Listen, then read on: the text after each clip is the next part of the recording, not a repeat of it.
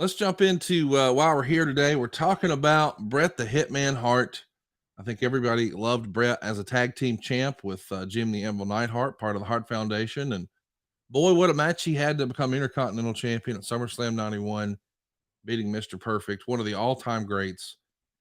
And he solidified himself as one of the best wrestlers in the entire world. But man, it doesn't really feel real until you become the champ. And you are lucky enough to be the guy to help make that possible. Let's pick up where we left off. You won the world title in Hershey, Pennsylvania on September 1st. We've already covered that, where you beat Macho Man Randy Savage in a match that was not so nice that Vince made you do it twice. Yep. And then you're going to have I believe, your very first match the very next night with The Undertaker. You wrestled The Undertaker a handful of times there in 1992. I think 5 singles matches, maybe.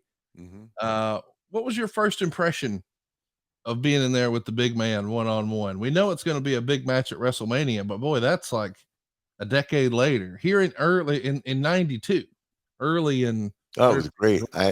I've always had great chemistry with him. But I mean, it's not even arguable. He's the best big man ever. yes. I mean, he's right there with Brody. You I think overall he's better than Brody. But Brody was a big guy like he is, and Brody could do a lot of stuff that people didn't realize. They didn't look at the athleticism. When you wrestle a guy for an hour, you get to know him real well, and he was a good athlete. But as far as Undertaker goes, man, and for walking on the ropes and all that stuff, and really making that character so believable, so strong. I've said it before. We'd pull up to buildings in Europe, and there'd be 1,000 Undertakers standing in line to get in. I'm wow. not kidding you. I mean, the merchandise that he has sold and the love they have for that character, man. I hope that my documentary comes out to be half as good as the Last Ride. Because I thought that was fantastic. It really was. You I wound up look forward to seeing him on the road, which I get to once in a while for signings when he can't get away from me. But I can't tell you how much it meant for me and for you and everybody that he came to your the match, yeah. last match with Brett and Mick. How cool is that, right? Well, super cool. Yeah. I can't tell you what it meant to the rest of the roster, like Jay Lethal. I mean, imagine you're in the main event wrestling your wrestling hero, and in the front row watching your match, The Undertaker, Bret Hart, and Mick Foley. Who can say Yeah. that? That's unbelievable. Oh, and Kid Rock. Let's not forget him. He was And let's not forget the kid. so Oh, you after you have this match at Madison Square Garden. Believe it or not, you're off to Yokohama, Japan, to work for the War promotion on September 15th. You're going to be here working for Tenryu, and you're going to be working on top against him mhm. in front of 12,000 fans. It's a 2 out of 3 falls match. What do you remember of this trip? Working for the WAR promotion, and then Well, this. I went with Taker, right? I don't recall I'm pretty sure I did. No, anyway, it was great. I went with Taker and somebody else. the uh, the environment in Japan working with Tenryu. Any stories about either of those you can share with us? Oh, just God, I loved working with Tanner. He was great, and we trained him in Charlotte in '76. Oh wow, so you had history. Yeah, yeah. See, Tenru and Fujinami both came and trained in Charlotte in the '70s, Hmm. so I knew them both real well. And while they were visiting Charlotte, I made sure they had friends.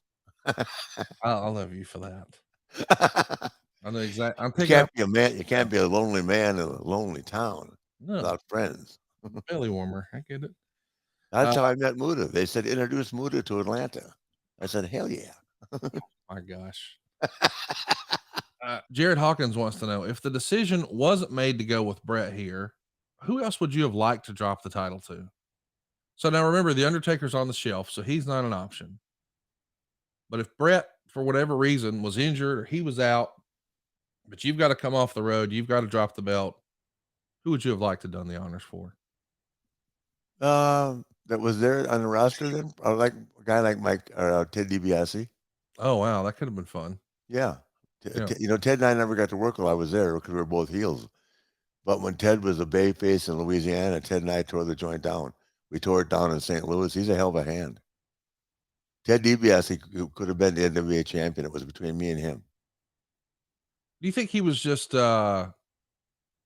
timing is so important to your success in business or sports or entertainment or whatever.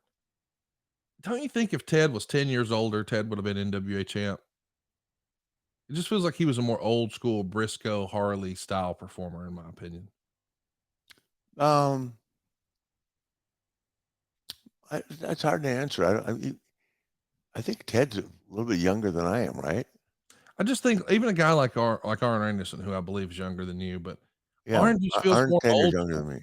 Arn's just old school to me. Like if he was, 10 years before the Nature Boy, he could have been the man. But boy, when Yeah. all that pomp and circumstance comes out of that big robe, well, it's a new ball game after that, is it not? Well, I felt like it was. Yeah, yeah, no doubt. I'm not gonna argue that with you.